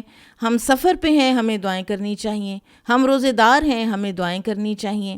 پھر اسی طرح سے نبی صلی اللہ علیہ وسلم نے فرمایا کہ بے شک اللہ تعالیٰ رمضان کے ہر دن اور رات میں لوگوں کو جہنم سے آزاد کرتے ہیں، اور رمضان کی ہر دن اور رات میں ہر مسلمان کے لیے ایک دعا ایسی ہے جس کو قبولیت سے ضرور نوازا جاتا ہے۔ سبحان اللہ۔ تو اللہ سے مانگیں، خوب مانگیں، کبھی ضائع نہ ہونے دیں ان لمحات کو، ان برکت بھرے لمحات کو۔ پھر افطار کا وقت جو ہے نا، وہ بھی دعاؤں کی قبولیت کا وقت ہے، اور دعا کا ایک طریقہ جو ہے وہ یہ بھی ہے کہ اللہ تعالیٰ کو اس کے اسماء حسنیٰ سے پکار کر دعا مانگی جائے۔ سو کرنے کے کام کیا ہیں کہ آپ تنہائی میں رو رو کر گڑ گڑا کر اللہ تعالیٰ سے دعا مانگیں، فرض نمازوں کے بعد مانگیں، تلاوت قرآن کے بعد، سحر کے وقت، افطار کے وقت، اور مسنون اور قرآنی دعاؤں کی کوئی بکلیٹ اپنے پاس رکھیں، کوئی کارڈ اپنے پاس رکھیں، کیونکہ بعض اوقات کچھ چیزیں ہیں کہ جو ہمیں یاد ہی نہیں رہتی، اور یہ اللہ تعالیٰ کا اتنا احسان ہے ہم پر۔ اللہ تعالیٰ نے قرآن میں ایسی ایسی دعائیں رکھ دیں، انبیاء کرام کی دعائیں رکھ دیں، وہ بابرکت الفاظ ہمیں بتا دیے کہ جو حیرت انگیز طور پر دعاؤں کی قبولیت کا باعث بنے۔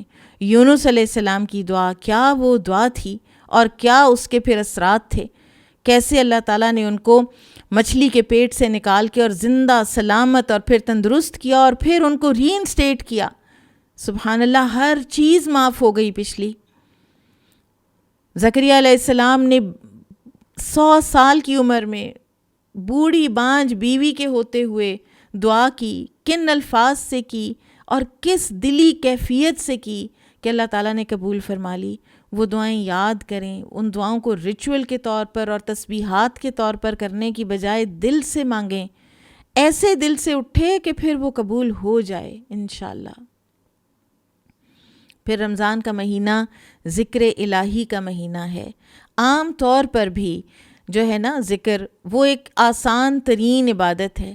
ایک شخص نے آ کر رسول اللہ صلی اللہ علیہ وسلم سے عرض کی کہ یا رسول اللہ صلی اللہ علیہ وسلم، اسلام کے احکامات تو میرے لیے بہت زیادہ ہیں، آپ مجھے کوئی ایسی بات بتائیے جس کو میں مضبوطی سے پکڑ لوں۔ تو آپ نے فرمایا، تیری زبان ہمیشہ اللہ کے ذکر سے تر رہے۔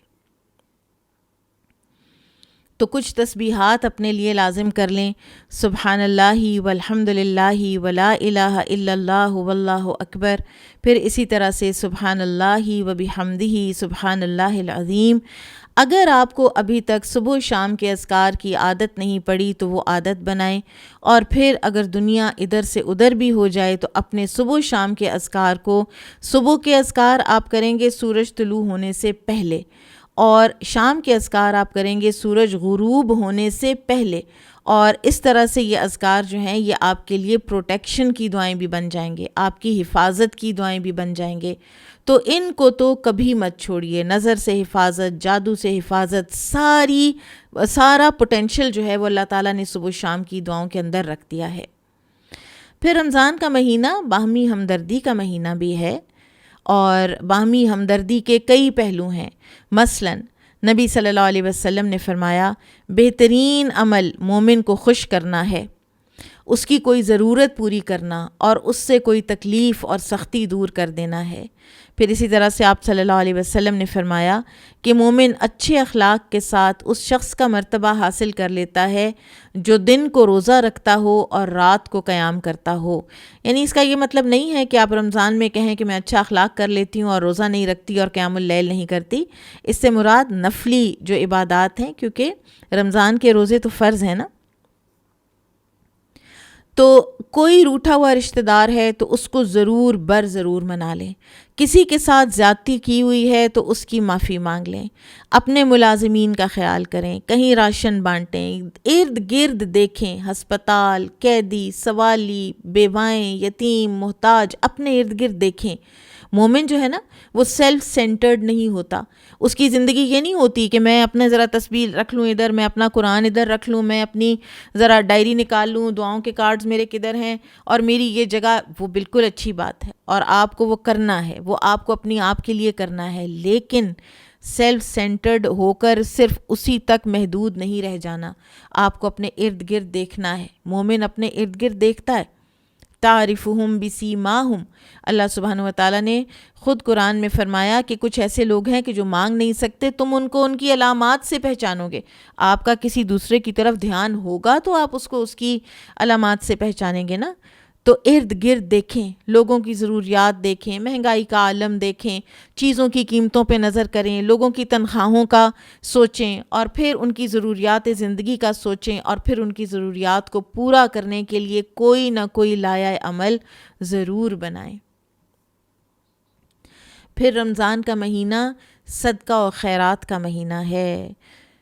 رسول اللہ صلی اللہ علیہ وسلم لوگوں کے ساتھ بھلائی کرنے میں بہت سخی تھے، اور رمضان میں جب جبرائیل علیہ السلام آپ سے ملتے تو آپ اور بھی زیادہ سخی ہو جاتے تھے، اور رمضان میں ہر رات جبرائیل علیہ السلام آپ سے ملا کرتے، اور نبی اکرم صلی اللہ علیہ وسلم رمضان گزرنے تک انہیں قرآن سناتے، اور جب جبرائیل علیہ السلام آپ سے ملتے تو آپ صلی اللہ علیہ وسلم فیاضی میں تیز ہواؤں کی مانند ہو جاتے، اور آپ دیکھیں تیز ہوا جب چلتی ہے تو وہ کونے کھدرے ایک ایک ذرے تک جو ہے اس کو اس کا اثر پہنچتا ہے۔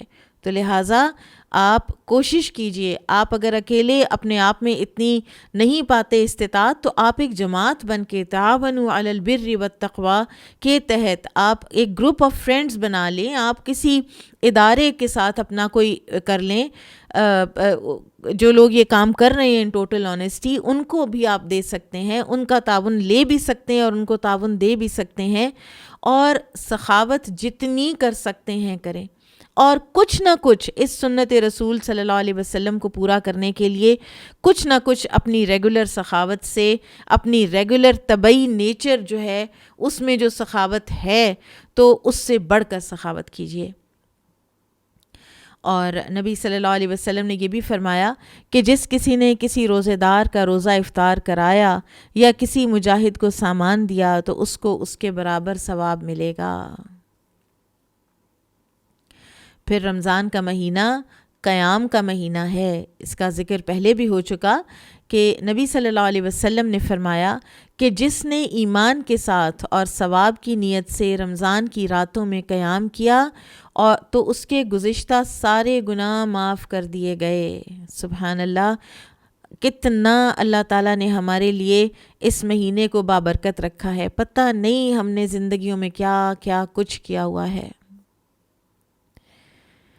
اور تہجد کا اہتمام تو اللہ کے نیک بندے ہمیشہ کرتے ہیں، اور یہ تو ان کی صفت ہے جو کہ قرآن میں بھی آئی ہے، تتجافی جنوبہم عن المضاجع، ان کی پیٹھیں بستروں سے الگ رہتی ہیں، یدعون ربہم خوفا وطمعا، اور وہ اپنے رب کو پکارتے ہیں خوف اور طمع کے ساتھ، ومما رزقناہم ینفقون، اور جو کچھ رزق ہم نے انہیں دیا ہے اس میں سے وہ خرچ کرتے ہیں۔ فرض نماز کے بعد افضل ترین نماز رات کی نماز ہے۔ اسی طرح سے آپ صلی اللہ علیہ وسلم نے فرمایا تہجد ضرور پڑھا کرو، کیونکہ وہ تم سے پہلے صالحین کی روش ہے اور تمہارے لیے اپنے رب کے قرب کا وسیلہ، گناہوں کو مٹانے کا ذریعہ اور گناہوں سے بچنے کا سبب ہے۔ اور رمضان میں تراویح سنت ہے، اور نبی صلی اللہ علیہ وسلم کے قول اور فعل دونوں سے ثابت ہے۔ صحابہ کرام کو بھی آپ اس کی ترغیب دیا کرتے اور اپنی بیویوں کو بھی جگایا کرتے، اور اسی طرح سے خاص طور پر آخری عشرے میں آپ نے پھر اپنا جو یہ ساری محنت تھی نا رمضان کی، اس کو آپ اور زیادہ کر دیا کرتے تھے۔ تو رمضان میں اپنے نوافل بڑھا دیجئے، خاص طور پر رات کے، اور اسی طرح سے ایک اور دن کی نماز ہے کہ جو کہ بڑی فضیلت والی ہے، اس میں بھی اضافہ کر لیجئے، اور وہ ہے اشراق اور چاشت کے نوافل۔ اور نماز میں نوافل کی تعداد پر نہیں بلکہ دل کی کیفیت اور خشوع پر بھی خاص توجہ دیں، اور فرض نمازوں کی نسبت اس میں ذرا لمبا قیام کریں۔ رمضان میں عمرے کی بھی بڑی فضیلت ہے، اللہ تعالی ہمارے لیے در دوبارہ کھولے، اور اللہ تعالی ہماری زندگیوں میں وہ وقت دوبارہ لے کر آئے کہ جب ہم ایک ارادہ کرتے تھے اور بس پھر وہ کام کر لیتے تھے، اور اب تو اللہ تعالیٰ نے ایک دفعہ یہ دروازے بند کیے ہیں۔ اللہ ہمارے گناہ معاف کرے اور ہم سے اس آفت کو ٹالے۔ اور رسول اللہ صلی اللہ علیہ وسلم نے فرمایا کہ رمضان میں عمرہ کرنا میرے ساتھ حج کرنے کے برابر ہے۔ رمضان کا آخری عشرہ، جب رمضان کا آخری عشرہ شروع ہوتا تو نبی صلی اللہ علیہ وسلم عبادت کے لیے کمر بستہ ہو جاتے، راتوں کو جاگتے اور اپنے اہل خانہ کو بھی جگاتے۔ اسی طرح سے آپ صلی اللہ علیہ وسلم فاطمہ رضی اللہ عنہا اور علی رضی اللہ عنہ کا دروازہ بھی کھٹکھٹاتے اور فرماتے کیا تم دونوں اٹھو گے نہیں کہ نماز پڑھتے؟ پھر اسی طرح سے یہ بھی دیکھیے کہ آپ صلی اللہ علیہ وسلم ایک بڑا خوبصورت اور نفیس، کیونکہ آپ انتہائی صاف ستھرے انسان تھے نا، تو آپ کا ایک یہ طریقہ تھا کہ آپ آخری عشرے میں ہر رات مغرب اور عشاء کے درمیانی وقت میں غسل فرما کر خوشبو لگاتے تاکہ عبادت کے لیے تازہ دم ہو جائیں۔ اور فرشتے بھی تو آئے ہوئے ہوتے ہیں نا آخری عشرے میں، تاک راتوں میں، تو پھر خوشبوئیں ہم بھی کچھ پھیلا لیں، کیونکہ فرشتے بھی بڑے نفیس ہیں، ان کو بھی بدبو اچھی نہیں لگتی۔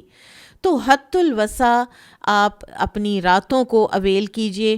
اگر آپ کہیں کام کرتے ہیں اور تو اگر آپ کو چھٹی مل سکتی ہے تو آپ چھٹی بھی لے سکتے ہیں، اس عشرے کی خاطر کچھ قربانیاں دیں، راتوں کو خود بھی جاگیں، گھر والوں کو بھی جگائیں، عبادت کے لیے جگائیں، اور کثرت سے تلاوت قرآن کریں، قیام اللیل میں پریفریبلی۔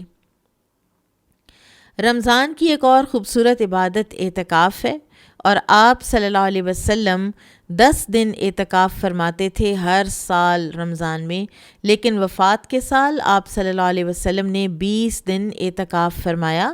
اور اگر کسی کو 10 دن میسر نہ آ سکیں تو جتنے دن میسر ہوں بس اتنے ہی دنوں کا پھر وہ اعتکاف کر لے۔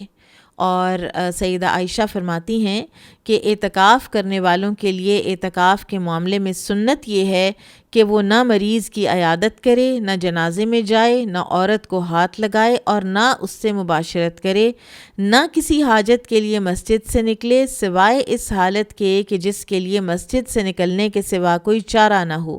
اور اعتکاف روزے کے بغیر نہیں ہوتا، اور اعتکاف نہیں ہوتا مگر صرف مسجد میں، جامع مسجد میں یا مسجد میں۔ اور جامع مسجد اس لیے کہ کیونکہ وہاں پہ جمعہ ہوتا ہے نا، جہاں پہ جمعہ ہوتا ہو، کیونکہ جو معتکف ہے اس نے جمعہ تو پڑھنا ہے، اور اگر اس مسجد میں جمعہ ہی نہیں ہوتا تو پھر کیا وہ مسجد سے باہر کسی اور مسجد میں جائے گا جمعہ پڑھنے؟ تو اس لیے وہ اعتکاف کرے ہی وہاں پر کہ جہاں پہ جمعہ ہولڈ ہوتا ہے۔ اور اگر کسی کو اعتکاف کے لیے 10 دن میسر نہ آئیں تو جتنے دن میسر آئیں اتنے دنوں ہی کا وہ اعتکاف کر لے۔ بعض علماء نے یہ کہا ہے کہ اگر کوئی پورے دن کا کرنا چاہتا ہے تو وہ فجر کے طلوع ہونے سے پہلے سے لے کر اور مغرب کے بعد تک، سورج غروب ہونے کے بعد تک پورے دن کا کر لے۔ اور اگر کوئی رات کا کرنا چاہتا ہے تو وہ مغرب سے پہلے اعتکاف کی جگہ میں داخل ہو جائے، اور سورج طلوع فجر یا سورج طلوع ہونے کے بعد وہ نکل آئے تو پھر اس کا ایک رات کا اعتکاف ہو جائے گا۔ ٹھیک ہے، فجر کی نماز کے بعد تک وہ پھر اعتکاف کر لے، پورے دن کا کر لے یا پورے رات کا کر لے۔ اور اعتکاف جو ہے نا، اس میں مین جو چیز ہے نا وہ یہ ہے کہ آپ نے اللہ تعالیٰ کے ساتھ خلوت کرنی ہے، آپ نے تنہا ہونا ہے اللہ تعالیٰ کے ساتھ، اور اس میں پھر کوئی واٹس ایپ اور ای میلز چیک کرنا، اور خواتین ہیں تو وہ پھر ان کا دل کرتا ہے بچوں سے بات کر لیں، نواسے نواسیوں سے بات کر لیں، گرینڈ چلڈرن سے بات کر لیں، تو یہ تو اعتکاف کے منافی ہیں یہ چیزیں۔ پھر آخری عشرے میں وہ رات کہ جو 1000 مہینوں سے بہتر ہے، لیلۃ القدر، لیلۃ القدری خیر من 1000 شہر۔ 1000 مہینے بھی انسان عبادت کرتا رہے تو اس ایک رات کی عبادت کو نہیں پہنچتا۔ 1000 مہینے خیر کے کام ہوتے رہیں تو جو خیر کا کام اس ایک رات میں ہوا، یعنی قرآن کے نزول کی ابتدا، تو وہ دونوں آپس میں کوئی مناسبت ہی نہیں رکھتے۔ اور یہ رات طلوع فجر تک سراسر سلامتی ہے۔ اس رات کی فضیلت میں اللہ تعالیٰ نے پوری سورۃ القدر نازل کی ہے۔ اس رات کو تلاش کرتے ہوئے آخری عشرے کی تاک راتیں عبادت میں گزاری جاتی ہیں، اور اس رات میں جبرائیل علیہ السلام اور فرشتے خیر و برکت اور رحمت کے ساتھ اترتے ہیں، جو تعداد میں نہایت کثیر ہوتے ہیں۔ رسول اللہ صلی اللہ علیہ وسلم نے فرمایا، یہ مہینہ جو تم پر آیا ہے اس میں ایک ایسی رات ہے جو 1000 مہینوں سے بہتر ہے۔ جو شخص اس سے محروم رہا ہو ہر بھلائی سے محروم رہا۔ اس رات کی سعادت سے صرف بدنصیب ہی کو محروم کیا جاتا ہے۔ سبحان اللہ۔ اور اسی طرح سے آپ صلی اللہ علیہ وسلم نے فرمایا، رمضان کے آخری عشرے میں شب قدر تلاش کرو، پھر اگر تم میں سے کوئی کمزوری دکھائے یا عاجز ہو جائے تو آخری 7 راتوں میں بالکل سستی نہ کرے۔ اور جو شخص ایمان اور ثواب کی نیت سے لیلۃ القدر کا قیام کرتا ہے اس کے پچھلے گناہ معاف کر دیے جاتے ہیں۔ ایک اور حدیث میں آتا ہے کہ رسول اللہ صلی اللہ علیہ وسلم ہمیں لیلۃ القدر کی خبر دینے کے لیے تشریف لا رہے تھے کہ وہ کون سی رات ہے اسپیسیفکلی، کہ دو مسلمان آپس میں جھگڑا کرنے لگے، تو اس پر آپ صلی اللہ علیہ وسلم نے فرمایا کہ میں آیا تو تھا کہ تمہیں لیلۃ القدر بتا دوں، لیکن فلاں اور فلاں آپس میں لڑے تو اس کا علم اٹھا لیا گیا، اور امید ہے کہ تمہارے حق میں یہی بہتر ہوگا، ورنہ تو پھر ہم اسے ایک رات کو ہی اسپیسیفائی کر لیتے، اور اللہ تعالیٰ نے آخری عشرہ پورے کا پورا ہمارے لیے عبادت کی لذت اٹھانے کے لیے رکھ دیا۔ پھر شب قدر کے اگلے دن کی کچھ علامات ہیں، اس رات کی علامات نہیں ہے کہ ڈیورنگ دیٹ نائٹ کیا ہوتا ہے، کچھ بھی نہیں ہے، قرآن و سنت خاموش ہیں، لیکن یہ ہے کہ نیکسٹ ڈے سورج کے بلند ہونے تک اس کی شعاع نہیں ہوتی، اور وہ ایسے ہوتا ہے جیسے تھالی، اور اسی طرح سے یہ آسان اور معتدل رات ہوتی ہے، نہ گرمی نہ سردی، اور اس کا سورج طلوع ہوتا ہے تو اس کی سرخی مدھم ہوتی ہے۔ کرنے کے کام دیکھیے لیلۃ القدر میں، اس کو پانے کی تمنا رکھیں، اس میں خوب قیام اللیل کریں، اور حیض والی خواتین بھی ذکر اور تسبیح کر سکتی ہیں، تلاوت قرآن سن لیا کریں، ٹھیک ہے۔ اور سب سے زیادہ اس میں جو آپ نے دعا مانگنی ہے وہ کیا ہے کہ عائشہ رضی اللہ تعالیٰ عنہ نے پوچھا تھا کہ یا رسول اللہ صلی اللہ علیہ وسلم، میں اگر لیلۃ القدر کو پا لوں تو میں اللہ سے کیا مانگوں؟ تو آپ دیکھیں کہ نہ کوئی دنیاوی چیز ٹینجبل، صرف اللہ تعالیٰ، صرف اللہ کے رسول صلی اللہ علیہ وسلم نے ایک دعا ایسی سکھا دی کہ جس میں ہر چیز شامل ہے۔ اللہم انک عفو کریم تحب العفو فاعف عنی، اے اللہ عز و جل، تو بہت معاف کرنے والا، کرم فرمانے والا ہے، معاف کرنے کو پسند فرماتا ہے، پس تو مجھے معاف کر دے۔ اور جس کو معافی مل گئی تو پیچھے اس کے لیے کیا چیز رہ گئی؟ اس کو تو ہر چیز مل گئی، جس کو اللہ تعالیٰ سے معافی مل گئی۔ اس دعا کو بھی اچھی طرح سے، عموماً تو سب کو آتی ہوتی ہے، لیکن اس کو ذہن نشین بھی کر لینا چاہیے۔ پھر روزے کے کچھ احکامات ہیں جن کو میں کوئکلی آپ کے سامنے پیش کر دیتی ہوں کہ روزہ ہر بالغ، عاقل، مقیم، یعنی مسافر نے تو پھر بعد میں اپنی مدت پوری کرنی ہے نا، اپنی تعداد پوری کرنی ہے نا روزوں کی، اور روزے کی طاقت رکھنے والے مسلمان پر روزہ فرض ہے۔ حائضہ جو ہے وہ اپنے روزے کی قضا ادا کرے گی بعد میں ڈیورنگ دا ایئر، اور توڑ کے بھی رکھ سکتی ہے، یعنی ضروری نہیں کہ 5 6 7 روزے وہ لگاتار رکھے۔ اور اسی طرح سے جو حاملہ خواتین ہیں، اگر فرض کریں ایک خاتون نے 3 4 سال لگاتار بچے پیدا کیے ہیں، اور ایک رمضان اس کا حاملہ ہونے میں گزرتا ہے، دوسرا بچے کو دودھ پلانے میں، تیسرا پھر حاملہ ہونے میں، آگے پھر بچے کو دودھ پلانا، تو یہ تو 100 کی تعداد یا بہت ایک زیادہ تعداد کے جب روزے بن جاتے ہیں، تو اس میں عبداللہ بن عباس رضی اللہ عنہ کا یہ فتویٰ ہے کہ ایسی خواتین پھر فدیہ دے دیں، کیونکہ یہ اسلام کا جو یسر کا اور آسانی کا اصول ہے، یہ اس کے خلاف جاتی ہے بات، ٹھیک ہے۔ اور اگر تھوڑے ہیں اور قوت ہے تو پھر رکھ لینی چاہیے۔ فرض روزے کی نیت فجر سے قبل کرنا ضروری ہے، نیت کے لیے دل کا ارادہ کافی ہے، زبان سے کوئی الفاظ ادا کرنا سنت سے ثابت نہیں۔ روزے کی حالت میں مسواک کی جا سکتی ہے، سرما لگایا جا سکتا ہے۔ ناک میں دوا ڈالنے سے اگر دوا حلق یا معدے تک اس کا ذائقہ، کڑواہٹ وغیرہ پہنچ جائے تو روزہ ٹوٹ جائے گا، لہٰذا احتیاط کرنی چاہیے۔ اور گرمی کی شدت سے روزہ دار غسل کر سکتا ہے، کلی کر سکتا ہے، سر پہ پانی ڈال سکتا ہے، ٹھیک ہے۔ اور اسی طرح سے وضو کرتے ہوئے ناک میں پانی اتنا ڈیپ نہ ڈالیں کہ حلق تک پہنچے، حالانکہ عام دنوں میں تو حلق تک پہنچانے کا حکم بھی ہے وضو میں، جو ناک میں ہم پانی ڈالتے ہیں۔ نکسیر، استحاضہ یا ایسا کوئی بلیڈنگ جو جسم کے کسی حصے سے ہو تو اس سے روزہ نہیں ٹوٹتا۔ حیض ہو جائے یا نفاس ہو جائے، نفاس ہوتا ہے جو بچے کے بعد والا خون ہے، تو چاہے وہ دن کے کسی حصے میں بھی ہو روزہ ٹوٹ جائے گا۔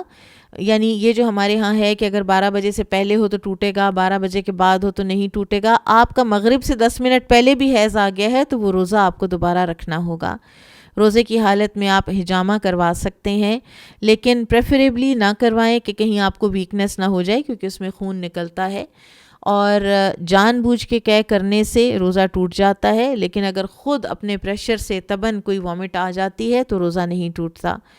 اور اگر کوئی ایسی خاتون خانہ ہیں کہ جن کے شوہر کا بہت زیادہ یہ ہے مطالبہ کہ کھانے میں کوئی نمک وغیرہ کم زیادہ نہیں ہونا چاہیے، اور اس سے ان کے گھر میں لڑائی جھگڑے ہوتے ہیں، اور اس صورت میں خاتون خانہ کو زبان کے کنارے پر ہلکا سا شوربہ رکھ کر چکھنے کی اجازت ہے، اور لیکن حلق کے اندر اس کو نہ جانے دیں، کیونکہ آپ کے ٹیسٹ بڈز جو ہیں وہ تو آپ کے زبان کے اوپر ہے نا، حلق کے اندر تو ٹیسٹ بڈز نہیں ہیں، ٹھیک ہے۔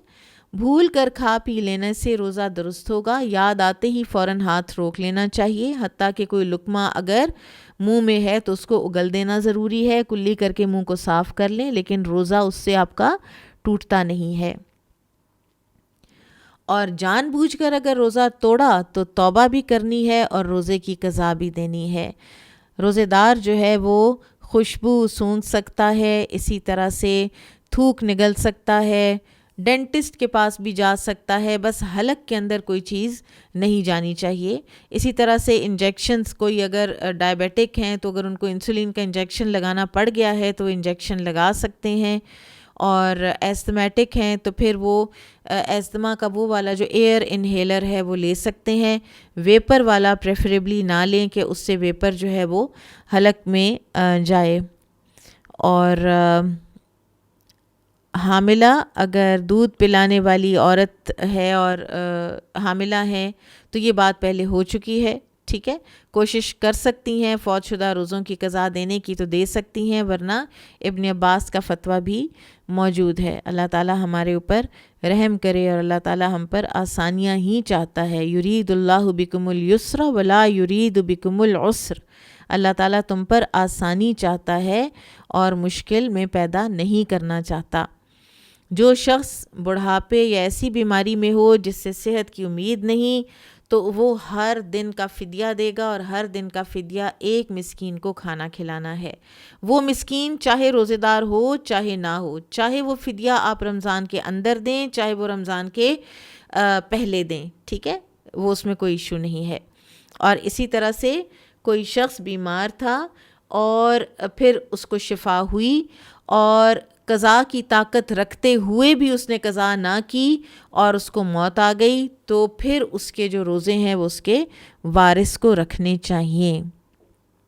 مسافر روزہ چھوڑ سکتا ہے اگر وہ یہ سمجھے کہ سفر آسان ہے اور میں رکھ سکتا ہوں تو رکھنے میں بھی کوئی حرج نہیں، لیکن اگر اس نے روزہ چھوڑا ہے تو پھر اس کو اس روزے کی قضا دینی ہے۔ اور اگلا رمضان آنے سے پہلے ابھی جو چند دن باقی ہیں اس میں اپنا جائزہ لیں۔ حقوق اللہ میں کوئی چیز ہماری باقی تو نہیں، کیا اگر پچھلے کوئی روزے چھٹے ہوئے ہیں تو ان کا میں نے کیا میں نے قضائیں دیں، کیا میں نے فدیہ دیا؟ پھر اسی طرح سے اگر میں نمازوں کی پابند نہیں ہوں تو اب میں اپنے آپ کو نماز کا پابند بنا لوں۔ اگر مجھے تلاوت قرآن کی عادت نہیں تو میں اپنے آپ کو تلاوت کی عادت ڈال لوں۔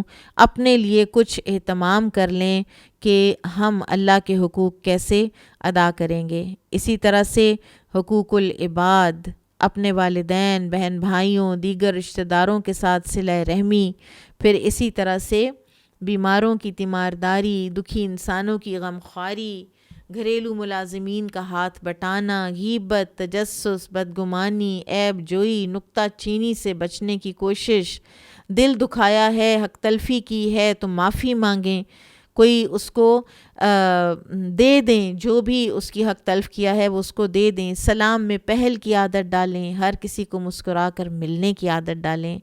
اور پھر عید الفطر جب آئے گی تو وہ آپ کے لیے ایک خوشی کا موقع ہوگا، اور اس خوشی کے موقع پر آپ رمضان میں ہی عید آنے سے پہلے، عید کی نماز سے پہلے آپ فطرانہ دیں گے، اور انشاءاللہ عید کی جو سنتیں ہیں وہ بھی دیکھ لیجئے کوئکلی۔ مسواک کرنا، غسل کرنا، بہترین لباس پہننا، خوشبو لگانا، یہ سب سنت ہیں۔ نماز عید کے لیے جانے سے پہلے میٹھی چیز کھا کر جانا بھی سنت ہے۔ عیدگاہ جاتے ہوئے کثرت سے تکبیرات پڑھنا سنت ہے، اور عید کی 2 رکعتوں سے پہلے اور بعد میں کوئی نفل نماز نہیں ہے۔ اور رسول اللہ صلی اللہ علیہ وسلم تمام عورتوں کو، جوان، کنواری، پردہ نشین کو بھی کہتے تھے کہ حتیٰ کہ حیض والیوں کو بھی کہتے تھے کہ وہ بھی مسلمانوں کے اس اجتماع میں شریک ضرور ہوں۔ اور نماز عید سے واپسی پر راستہ تبدیل کرنا سنت ہے۔ کسی وجہ سے نماز عید نہ پا سکنے والے افراد گھر میں 2 رکعت نماز ادا کر سکتے ہیں۔ عید کے روز مسلمانوں کی باہم ملاقات آپس کی محبت بڑھانے کا سبب بنتی ہے۔ صحابہ کرام اس ملاقات میں ایک دوسرے کو مندرجہ ذیل دعا دیا کرتے تھے، تقبل اللہ منا و منکم، اور یہی دعا ہماری بھی ہے آپ کے لیے، تقبل اللہ منا و منکم۔ اللہ تعالی ہم سے قبول فرمائے، اللہ تعالی ہم سے ہماری کمیوں کو اور کوتاہیوں کو معاف کر دے، درگزر فرمائے۔